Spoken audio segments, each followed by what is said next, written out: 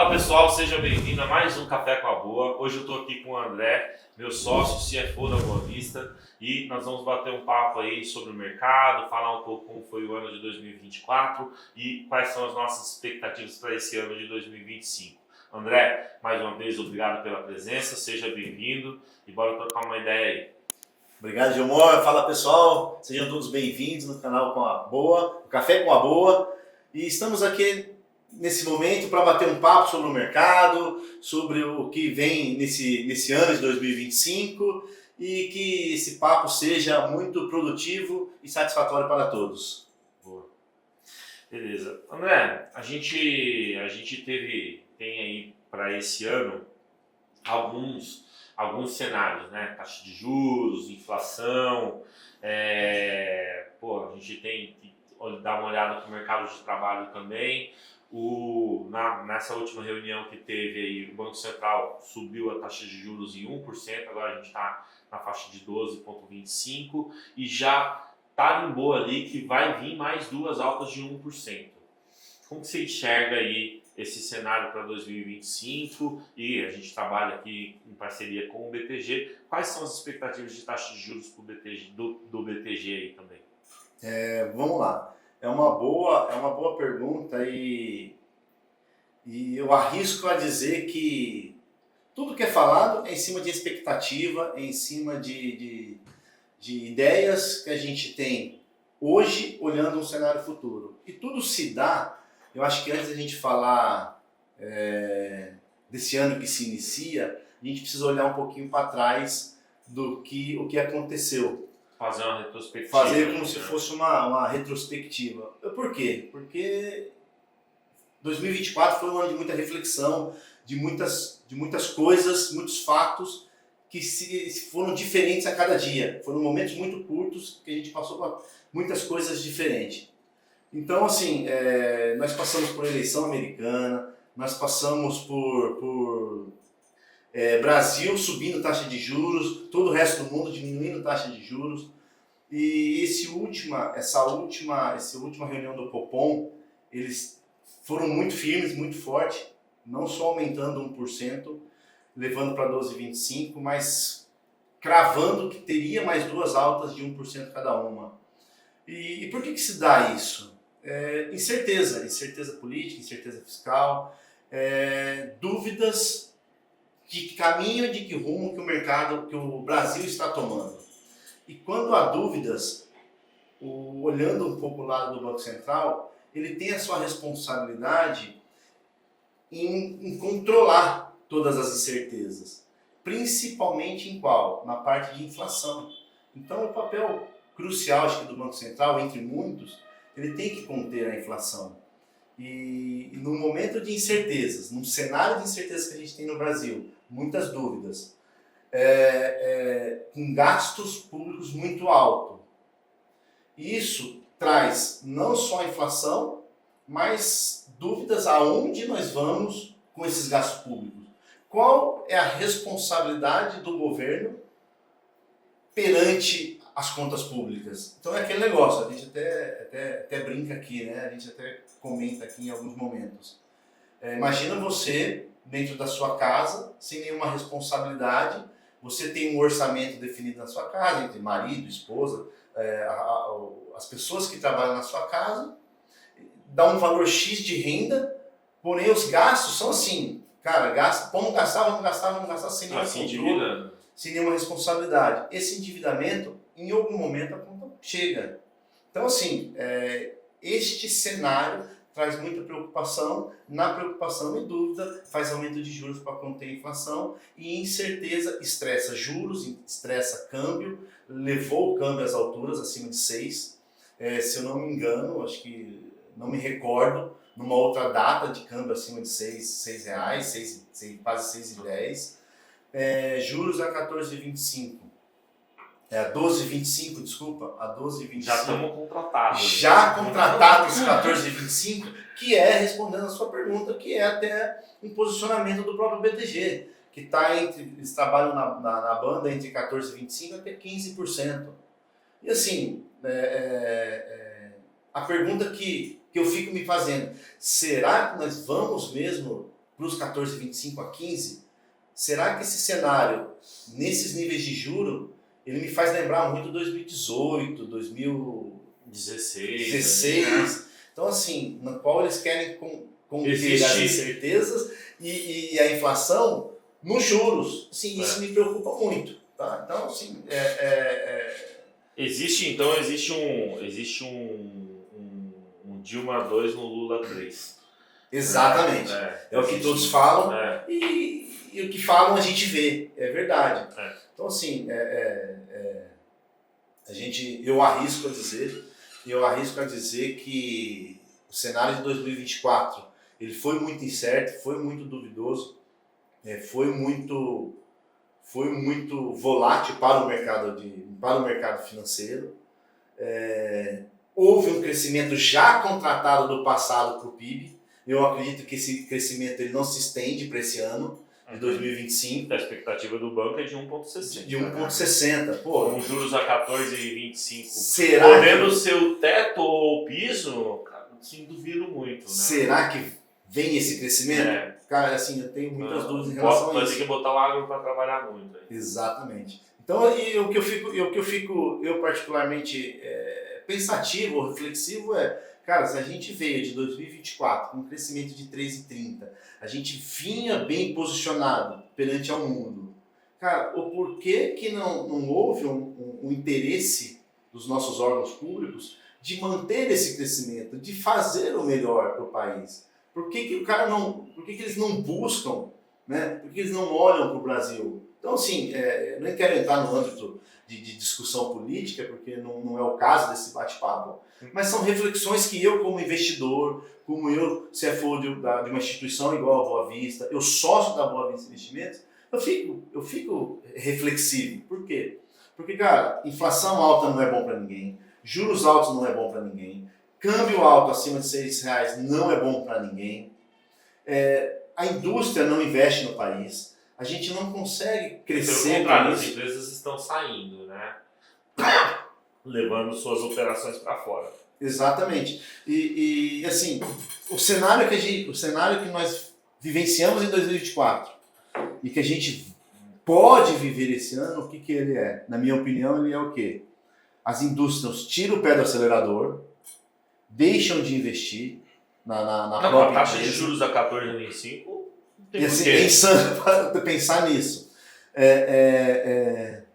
Mercado externo bombando, correndo, e assim, por que o empresário vai investir com taxa de juros alta, com o mercado fora incentivando esse mercado? Por que eu, empresário, vou investir? O que me motiva a investir? Assim, pegando aqui o gancho da retrospectiva, né? Esse ano nós tivemos uma guerra que ficou num vai e vem, né? Foi ali em Israel. Nós tivemos a guerra da Ucrânia intensificada também, um cenário na Europa também um pouco desafiador, Estados Unidos com eleição. No Brasil aqui a gente teve, eu acho que o pior momento do Brasil foi a comunicação, né? Principalmente quando você tem o governo pressionando muito o Banco Central a não subir os juros, às vezes até a cortar os juros, quando era necessário, né? Batendo de frente com o presidente do Banco Central. A gente vinha vindo ali num momento de queda na taxa de juros. E aí quando o governo força essa pressão, ele muda a expectativa do mercado. Então, agora a gente saiu de um governo onde o Banco Central ele era independente para um governo que fica culpando o Banco Central e pressionando o Banco Central. E aí o que o mercado olha o mandato do Campos Neto vence no final de 2024. Como vai ser quando eles indicarem um nome? Então, esse nome vai ser submisso ao Banco Central. Então, essa comunicação ali e essa pressão feita em cima do Banco Central, simplesmente porque não foi o Lula que nomeou o presidente do Banco Central, e minou muito essa independência. Eu entendo que o Brasil era para ter tido um ciclo de queda de juros mais alto, né, mais forte, né, esses juros era para ter caído mais. Porém, essa comunicação ruim, essa pressão minou as expectativas e fez o Banco Central não teve outra alternativa a não ser mostrar independência, segurando os cortes de juros, elevando os juros, e aí a gente entra num cenário onde o fiscal ao longo do ano se deteriora muito, a ponto do governo pegar eles mesmos passaram o projeto dizendo que iam ter um superávit, né, e de que não ia ter déficit, aí agora eles não vão cumprir o pacote que eles mesmos aprovaram, e aí eles têm que mostrar um projeto que foi esse último projeto de corte, de ajuste, que ficou muito aquém, né? Fora isso, o Banco Central precisa mostrar ali que ele vai combater a inflação. E ele também precisa recuperar perante o mercado essa credibilidade que foi perdida. Então, quando o governo anuncia o Galípolo, dá um alento para o mercado, porque pô, é um nome, pelo menos a gente já sabe quem vai ser. A questão aqui é, qual vai ser o comportamento desse Banco Central? O que esse cara vai fazer lá? Será que ele vai ceder às pressões? Né? Então a gente vê a presidente do PT subindo nas tamancas, escrevendo mundos e fundos lá. Não é que ela esteja errada, porque realmente quando você sobe os juros demais, o custo de manutenção da dívida pública ele fica mais alto, mas isso tem razão de ser. Isso tem razão de ser. A gente está com um cenário de inflação alta. A gente vai caminhar para um cenário de PIB mais fraco. A gente vai estar caminhando para um cenário de juros mais alto. Né? O juros já está mais alto, já está contratado 14,25 para o ano que vem. Tudo isso aqui é um cenário de dominância fiscal. Quando a gente vai olhar que o que tem sido feito pelo governo, o governo não corta gasto de verdade. Pelo contrário. Então, a inflação que a gente tem hoje, os juros ele serve para combater a inflação de demanda, mas a inflação que a gente tem hoje não é uma inflação de demanda, ela é uma inflação de expectativa. Ela é uma inflação que vem do gasto público, porque o governo não corta. Né? E aí, quando você tem um governo que ideologicamente não enxerga...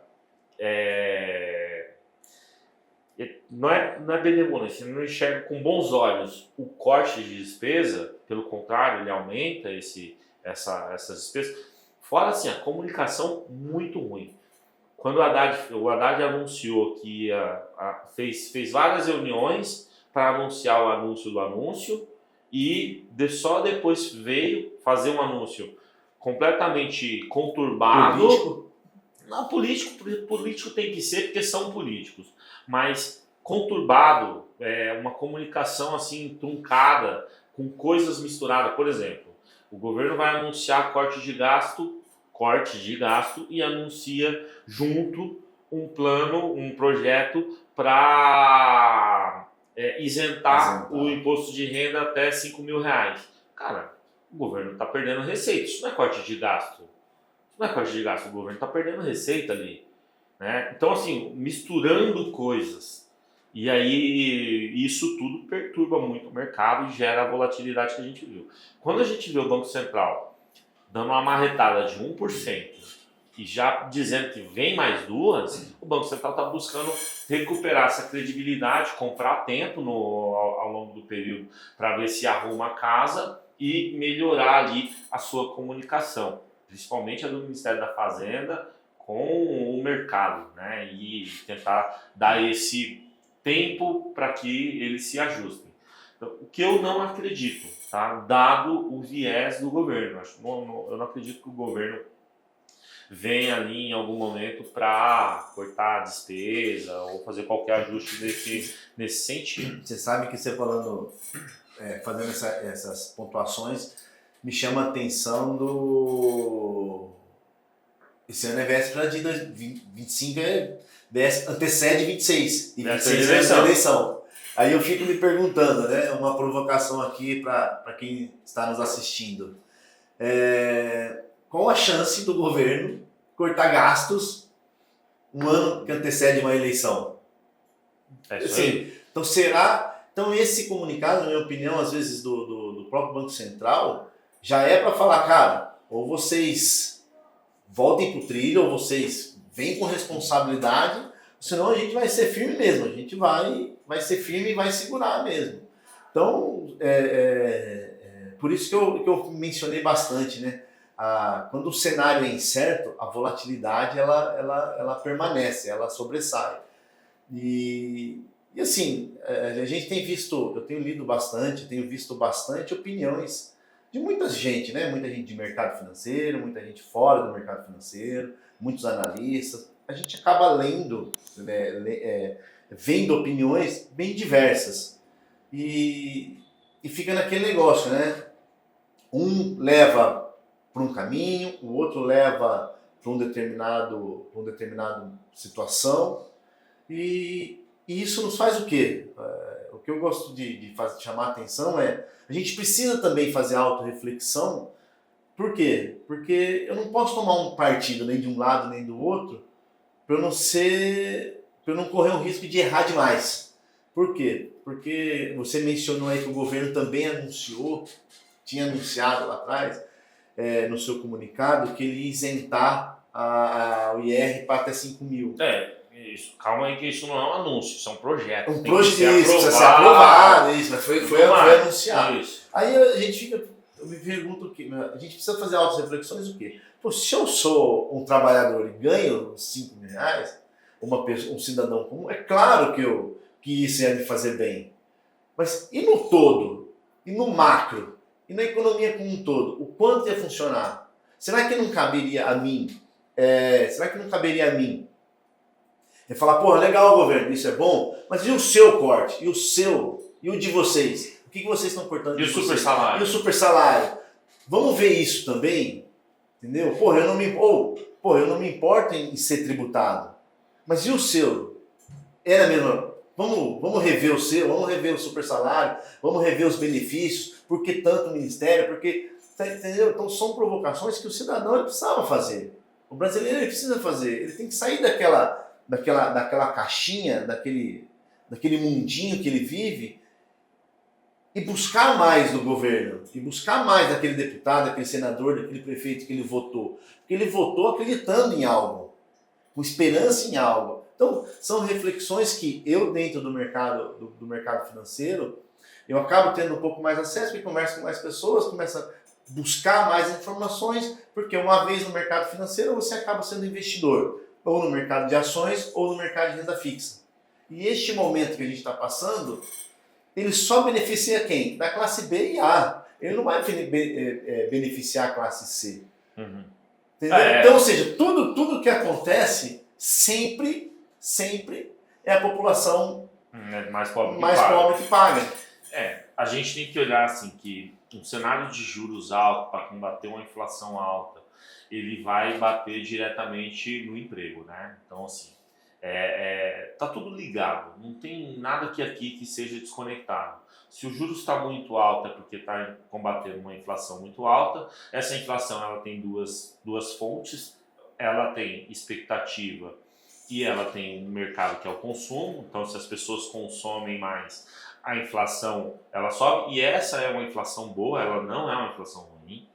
Significa que as pessoas estão tendo mais acesso ao consumo. O Brasil talvez tenha um mecanismo de combate à inflação que a gente não olha, que seria abrir mais o nosso mercado, diminuir as nossas tributações para inundar o nosso mercado com mais produtos, né? Mas a gente tem barreiras protecionistas muito altas que acaba elevando o custo dos nossos produtos aqui dentro para a população interna.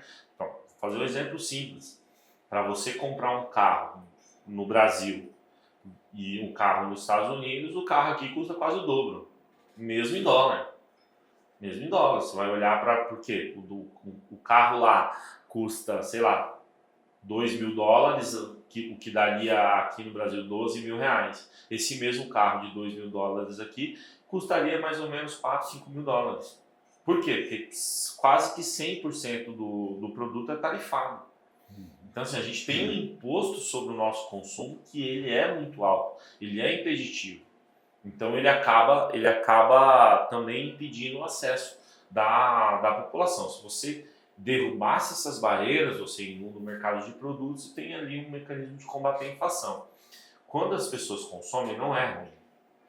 O problema é quando você tem barreiras protecionistas. Então, por exemplo, a gente viu aí o caso das blusinhas, né? Então o governo agora taxa qualquer compra acima de $50 nos marketplaces que importam da China. Então você tem, isso é protecionismo. Isso é impedir a população de ter acesso ao consumo, né? Então, de novo, isso faz a inflação subir. Agora, ao outro lado é a expectativa. É como o governo vai lidar com as contas públicas, né? E isso também gera inflação. Se o governo gasta demais, também gera inflação. Então o governo ele tem que ser um indutor moderado, ele tem que saber a dosagem de como ele vai induzir a economia e aonde, principalmente aonde. Porque hoje o orçamento público ele é praticamente comprometido com folha de pagamento. E aí que entra a discussão de super salário, aposentadoria e assim e essa questão do fiscal inteira. Quando você tem a taxa de juros muito alta, você tem um mecanismo para combater esses negócios, né? essa inflação e essas expectativas. Só que será que é com a taxa de juros que a gente vai conseguir diminuir essa inflação ou vai ser com um corte no gasto público? Então você tem que ponderar e fazer essa medição. Quando a gente entra nesse cenário de dominância fiscal, porque o juros está muito alto, a inflação permanece alta devido às expectativas, não devido ao consumo, e a gente começa a ter um PIB menor e desemprego. Aí você entra no cenário de dominância fiscal, que significa que o problema fiscal está tão grande, a comunicação do governo está tão ruidosa, que você não tem condições de usar os mecanismos que o Banco Central tem para combater a inflação e o desemprego. Então, tudo isso acaba penalizando. Onde estão os maiores problemas? Inflação alta é o tributo mais caro para o pobre. Se a gente pensar que uma pessoa ganha R$1.000 por mês e ela faz uma compra no começo do ano de R$1.000, se no final do ano essa mesma compra teve uma inflação de 6%, a gente está falando que 6% da renda dessa pessoa diminuiu, então o poder de compra dela agora é menor. Então vamos falar de comida aqui. Com os mesmos R$1.000 no começo do ano, essa pessoa vai comprar menos comida. Então é menos alimento no prato dessa pessoa durante o mês. Então esse é o problema de você ter uma inflação muito alta. E aí, quando o governo não identifica que essa inflação vem das expectativas e não do consumo, e aí ele usa os mecanismos errados, uma comunicação truncada, isso penaliza o mais pobre também, porque a nossa taxa de juros começa a subir. Então, os juros vai para 14%. Qual que é o custo da dívida pública? É em cima dessa taxa de juros. Agora ficou mais caro. Então, o corte que o governo vai fazer de 36 bilhões no orçamento não vai cobrir. Ele é prejudicado vai ser prejudicado porque pelo custo do... Que é a grande crítica da presidente do PT, que somente nesse ponto tem razão. Tá? No resto tudo está errado. Porque não entende de onde vem a fonte da inflação, não entende de onde que vem esse problema com o nosso fiscal, que é derivado do alto gasto. André, acho que está claro aqui que a gente tem um vai ser uma discussão, a discussão do ano. E vai ser a discussão do ano. A gente tem o banco ele tem uma previsão de que taxa de juros ano que vem, 14,25, pode ser tanto piso quanto teto, né? E já soltou ali uma banda para mais de 15% também para o final do ano. Dentro desse cenário, a gente olhando para o lado de investimento, o que a gente montaria de carteira, o que você estaria olhando ali para o investidor, o que é melhor o investidor olhar? Esse é o melhor momento da conversa, né? Porque se a gente for falar das ações do governo e do momento que nós passamos e vamos passar, a gente ia ter conversa aqui para dias e dias e dias. E agora a gente voltou a falar do público que não é, que é prejudicado, mas tem como se defender, né? Sim. Que é o público da classe B e A ali, que tem poupança, tem capacidade de poupança. Exatamente. Né? A classe C e D, infelizmente, eles vão ser penalizados porque o dólar está alto, aumenta a inflação de expectativa está alta e isso penaliza a cesta básica e os aluguéis e tudo isso é prejudicado por conta da inflação. Agora, o público B e A, eles têm como se defender dessa inflação. E até se aproveitar com isso. E se aproveitar, inclusive. Então, um partido que critica tanto o rentismo hoje é o maior beneficiário do rentismo nesse país. Exatamente.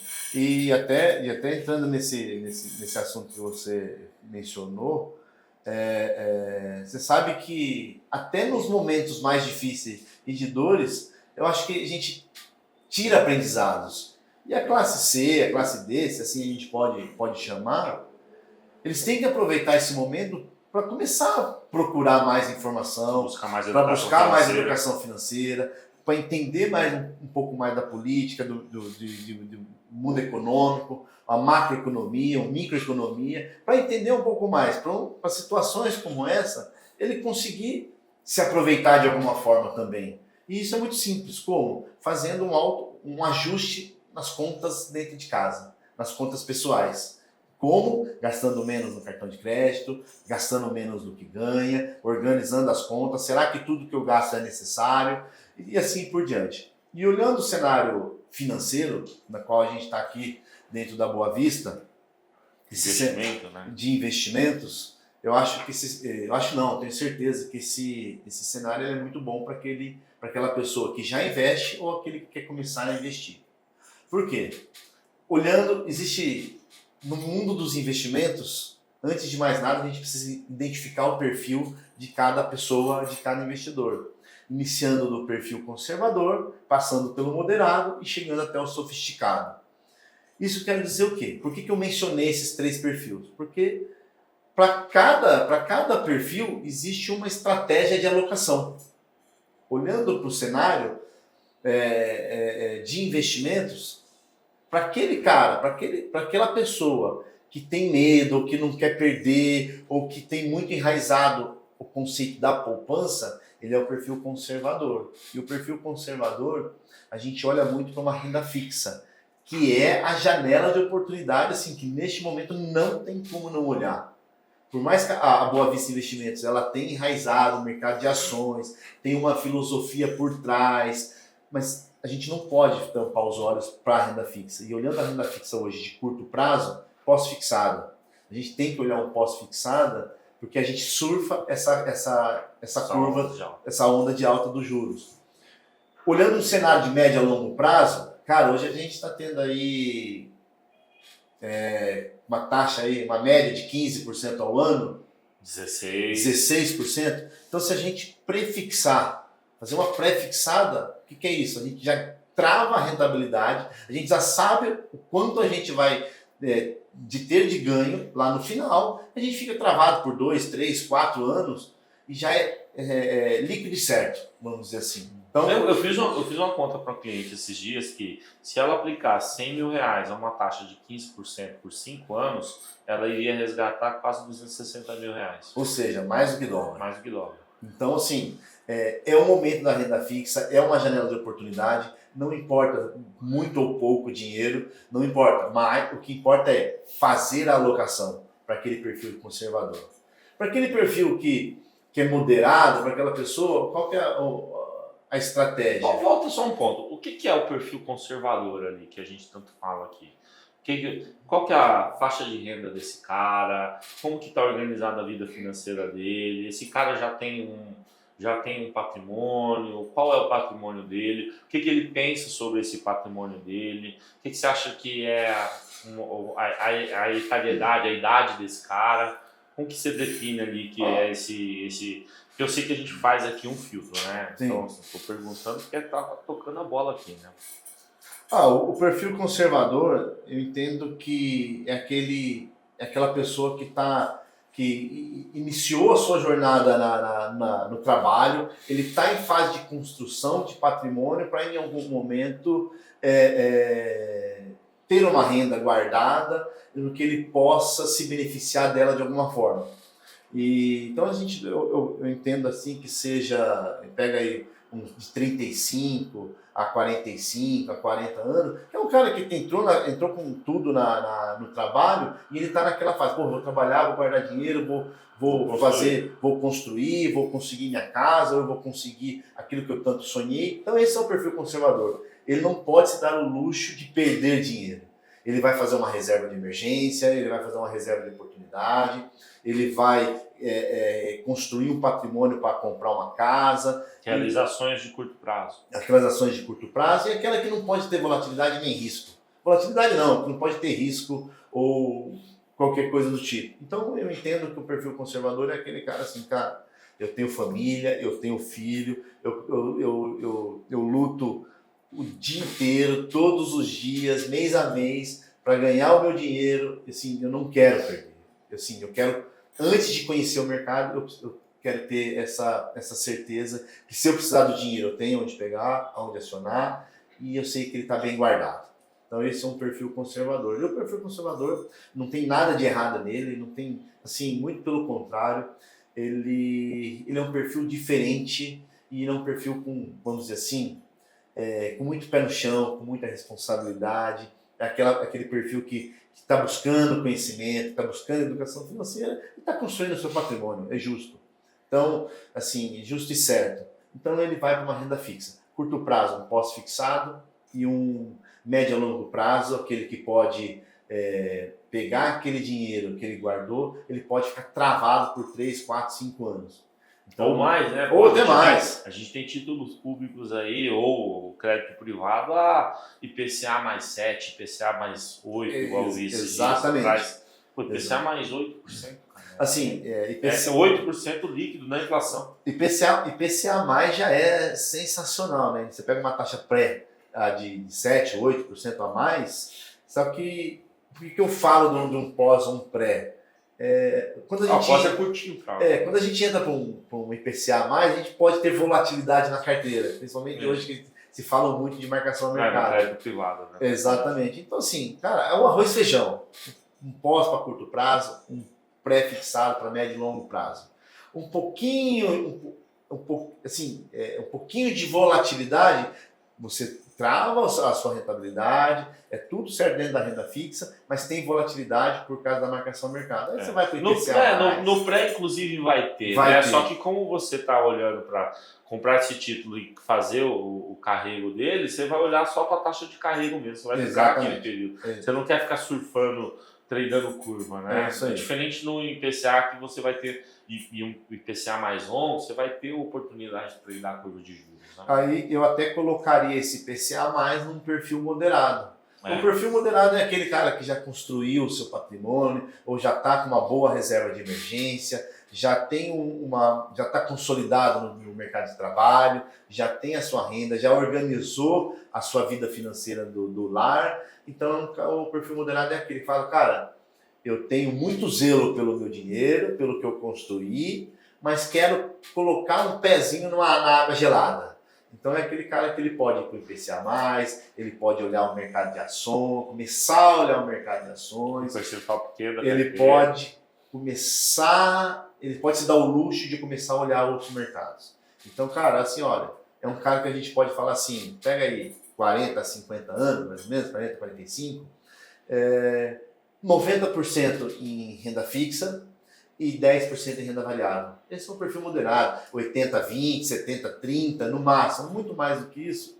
Eu acho que o cara começa a se expor mais. Então, assim, ou ele já conhece, ele já é investidor moderado há bastante tempo, ou se não, ele é 70-30, 80-20, acho que tá bem legal. E acho que é mais que isso, né? Esse é um cara que já começa a ter outros horizontes, né? Provavelmente é um cara que já conquistou a casa própria, é um cara que já tem algum tipo de patrimônio, carro, casa, essas coisas. Então ele agora está olhando para amplificar esse patrimônio financeiro dele, né? Então ele está olhando ali para um horizonte um pouco mais longo, principalmente quando ele olha para equity, que é ações, ele já está começando a pensar ali nessa carteira como uma carteira da aposentadoria, né? Ele já está olhando para um lado mais longo. E também, pô, patrimônio é suado para conquistar, né? Está olhando para esse lado aqui, onde ele está olhando muito para preservação, né? E acho que é importante a gente falar algumas coisas. Cara, se você tivesse, por exemplo, R$1 milhão e você tiver 80% disso investido em renda fixa, distribuído nesses ativos aqui, vamos dizer que a média da rentabilidade da sua carteira seja de, sei lá, 12%, nesses patamares de juros. A gente está falando que você está rendendo abaixo do CDI, que é muito ruim.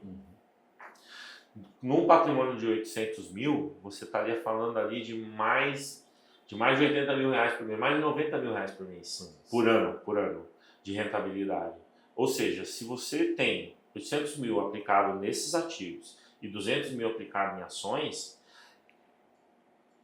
em 2 anos e meio de rentabilidade na renda fixa, você pagou todo o seu investimento na renda variável. Ou seja, suas ações agora estão de graça e você não deteriorou o seu patrimônio. O seu patrimônio já alcançou aquele patamar de 1 milhão que você já tinha. Então, assim, é uma forma muito boa de você começar a pensar em alavancagem patrimonial, né? Olhando para essa distribuição e pensando que nesses níveis de taxa de juros, a gente tem boas oportunidades para alocação até 5, 6 anos e pensando num crédito privado, olhar um horizonte um pouco maior ali para trazer também um pouco de volatilidade dentro da renda fixa, né? Exatamente. E assim, é a janela que a gente está passando, né? É a janela. Então a Juros gente... é ciclo. Exatamente. Então nós estamos falando aqui no começo de 2025, a janela, o momento é esse. Daqui 6 meses, por mais que há uma expectativa de mais 2 aumentos de taxa de juros, o momento é esse. Então, assim, para aquele investidor que busca a fazer boas alocações no mercado de renda fixa, a janela é agora, o momento é agora. Então, assim, e nós temos que aproveitar o momento quando ele é dado. E passando para o mercado do perfil sofisticado, aí entra no perfil que eu mais gosto, não é o sofisticado, não é o especulador, o sofisticado é aquele que aceita uma volatilidade, busca mais o mercado de ações, entende mais o mercado financeiro e entra com mais apetite, vamos dizer assim, ou seja, ele inverte do moderado, ele coloca 80, 70 em ações e 20, 30 em renda fixa, ou 100% em ações. E aqui eu quero fazer vamos fazer uma ressalva aqui. Uma ressalva? Exatamente. Que esse cara, por mais que ele tenha seja esse arrojado, ele provavelmente já tem um patrimônio muito maior. Então vamos falar assim, para um cara que tem 3 milhões de reais, ele tem 1 milhão investido em renda fixa e 2 milhões investido em bolsa, esses 2 milhões investidos fora, sim, tem uma vida por trás desse cara. Isso. Esse cara tem todo um preparo para investir 2 milhões de reais em ações. E fora que o horizonte desse cara, esse cara não está olhando para amanhã, esse cara está olhando para a aposentadoria dele. Se ele tem 40 anos, ele está pensando em se aposentar com 65, 70, está olhando para a equity de uma forma diferente, não está olhando para preço de mercado, ele não está olhando para volatilidade, está olhando para resultado de companhia, está olhando para dividendo, está olhando para fluxo de caixa de empresa. Então, assim, só para fazer uma ressalva de que a própria sofisticação desse investidor, ela é diferente. Esse cara tem muito mais conhecimento, está muito mais preparado, não só do ponto de vista financeiro, mas também de trabalho, de estrutura de família, de casa, de carro, de filhos na faculdade, estrutura de custo. Ele está muito mais alinhada com essa visão de investimento dele do que os outros investidores, né? Os outros investidores, eles estão se preparando, né? É legal a gente falar que investir é estágio, né? Você tem que passar pelo pelo estágio 1, pelo estágio 2, pelo estágio 3, e quanto maior vai ficando o seu patrimônio, mais sofisticada vai ficando a sua estratégia. Exatamente, eu até ia mencionar que o sofisticado ele já passou pelo conservador, moderado e sofisticado. Ele já construiu a reserva de É uma emergência, questão de patrimônio. ele já conseguiu o seu patrimônio, ele já está consolidado no mercado de trabalho, ele já teve uma educação financeira, ele já estudou por conta própria, no qual ele se dedicou muito tempo para aquilo, ou ele buscou uma ajuda de uma assessoria e assim, para chegar nesse mercado de ações. Tá? Então, assim, nesses 3 perfis, eu acho que eu consegui fazer as alocações em cada um deles. Eu tenho as minhas particularidades num cenário como esse que a gente está passando e vai passar. Então, assim, eu acho que o mercado, né, da incerteza, como ainda ela existe, a volatilidade ela também existe. E ela vai nos acompanhar, acho que por mais um tempo. Então, assim, eu não fico... por mais que exista essa incerteza com o governo, com contas públicas, com Câmara, Senado, vai passar ou não vai passar reforma, tudo isso. O que eu olho é a oportunidade. Estamos tendo 2 boas oportunidades, uma na renda fixa e uma no mercado de ações. Para o perfil sofisticado, para o perfil conservador e moderado, cara, não tem como a gente não ir para a renda fixa. Não tem por que ficar na poupança. Não tem por que ficar na poupança. Não tem. Renda fixa você nem tem... no CDIzão do banco. Exatamente. Renda fixa você tem liquidez diária, você tem FGC, que é o Fundo Garantidor de Crédito, você tem acesso a ele, tudo. E para o mercado de ações, o que tem de empresas que caiu muito, que sofreu muito nessa volatilidade, incerteza de juros altos, que assim, eu me arrisco a dizer que é bater morto. É claro, não é para comprar hoje e ficar rico amanhã, mas você construir. Como eu vi um vídeo do André Esteves, recentemente, num evento que ele participou, no qual ele falou assim, olha, o momento de comprar e de adquirir é agora, porque em 2 anos vai se ganhar muito dinheiro com isso. Então eu me arrisco a repetir as palavras dele. Você que tem oportunidade e tem conhecimento para investir em ações, o momento também é agora. Também é agora. Aproveitar. Porque a gente vai colher em 1 ano, aí, de 1 a 2 anos, a gente vai colher bons frutos. Bons frutos na alta das ações. Mas o que a gente olha muito aqui são os dividendos. Então, assim, você não se preocupa com a volatilidade, com comprar barato e vender caro. Não. Se preocupa com o que ela vai te dar de retorno, com a renda que aquela empresa vai te dar mensalmente. Entendeu? Com os dividendos, com a sua renda. Que a gente tem uma filosofia aqui muito enraizada, né?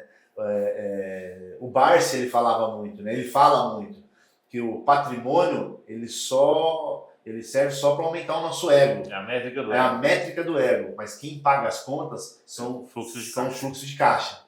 São os rendimentos, são os dividendos que as empresas pagam. Então, acho que é bem por aí. Sabe? A gente tem aqui o André Esteves falando que é hora de comprar, o Barsi falando que é hora para comprar. Sabe? Então, assim, se você pega bastante pessoas sensatas no mercado e que já passou por muitas crises, por muitas incertezas, por muitas dúvidas, e assim, todos eles saíram cada vez mais fortes. Sim. Eu acho interessante a gente falar de equity, né, que é o DNA do escritório.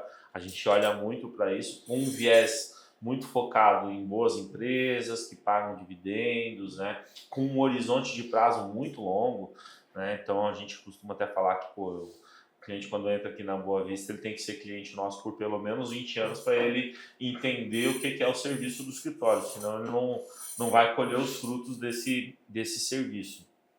Então, quando a gente olha para as ações, acho que hoje a gente tem uma oportunidade de comprar dividendo barato, né? Então, o que é comprar dividendo barato? Vamos dar em número aqui para quem acompanha a gente.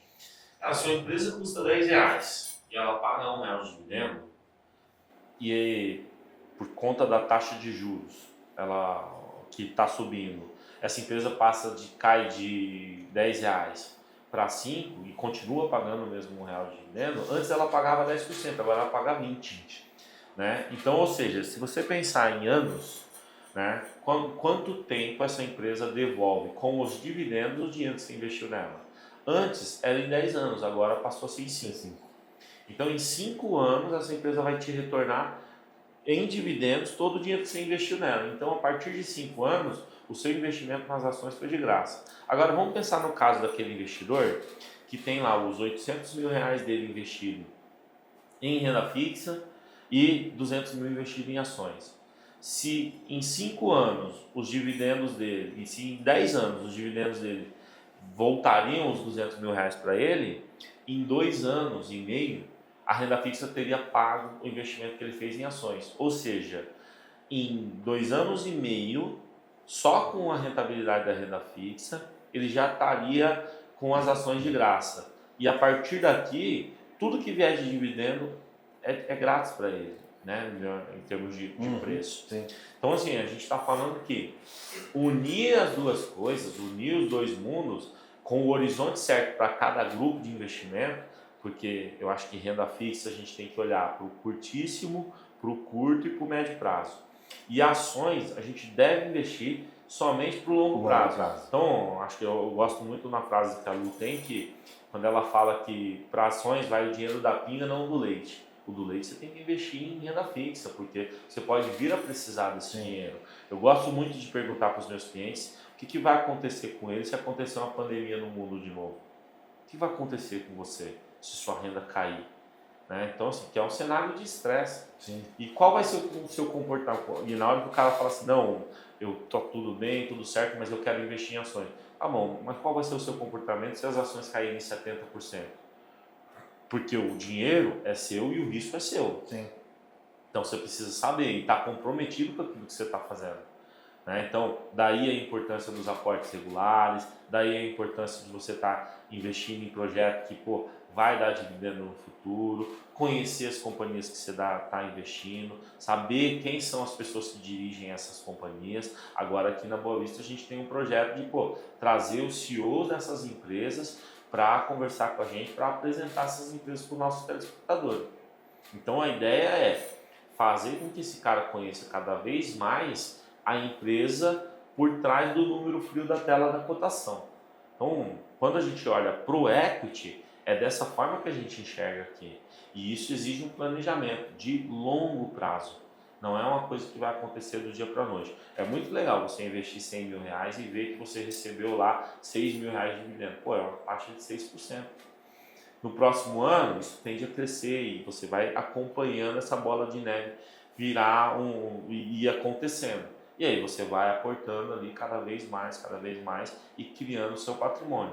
Né? Então, uns têm mais apetite, outros têm menos, só que o grande divisor de águas mesmo é quando a gente passa por uma crise. Quando a gente passa por uma crise é que se para ali os homens dos meninos, o joio do trigo, e daí quando a bolsa cai 50%, 60%, é que a gente vê quem é investidor de equity, né? E quem deveria ter uma alocação muito maior em renda fixa. Acho que sempre fazer esse disclaimer, olhar para o nosso cliente com essas várias faixas de risco, né? Então a gente olha para a idade do cara, para o momento familiar dele, para a faixa de nível de renda, capacidade de poupança, se ele já tem ou não tem patrimônio financeiro guardado, como que está o patrimônio imobilizado desse cara, para traçar a estratégia de investimento dele. Né? E para o ano de 2025, acho que você está certo, a gente tem uma grande oportunidade de comprar equity barato para quem tem essa visão de equity e comprar uma boa renda fixa ali que vai trazer uma rentabilidade muito boa, muito interessante, principalmente para quem tem projetos de curto e médio prazo. Né? Exatamente. Eu vejo da seguinte forma, né? Nós falamos aí uma retrospectiva, uma pequena retrospectiva para 2024. de 2024, no qual prevaleceu a incerteza e prevaleceu muitas dúvidas, teve muitos fatos isolados fora e dentro do país, igual a eleição americana e etc.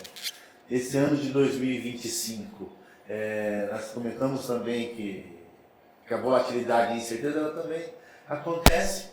E por que eu mencionei isso? Porque para o investidor, para o telespectador que nos assiste e que nos acompanha, cara, procura a gente, sabe?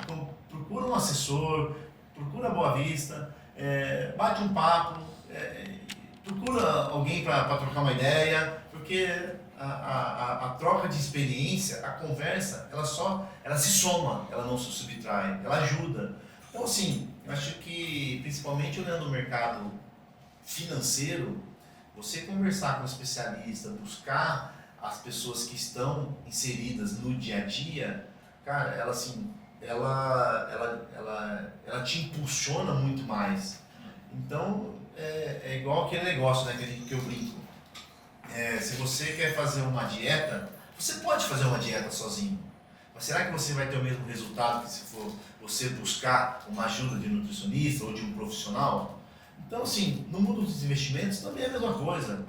Nós traçamos aqui 3 perfis, fizemos algumas ideias de alocações, mas vai além disso.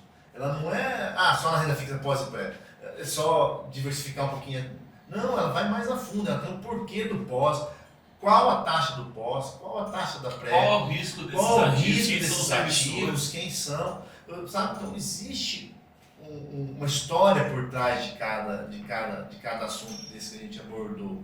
Então, assim, acho que procurar uma ajuda, construir a 4 mãos, eu acho que faz todo sentido e o resultado ele é muito, muito melhor, muito mais eficiente, vamos dizer assim. Consistente.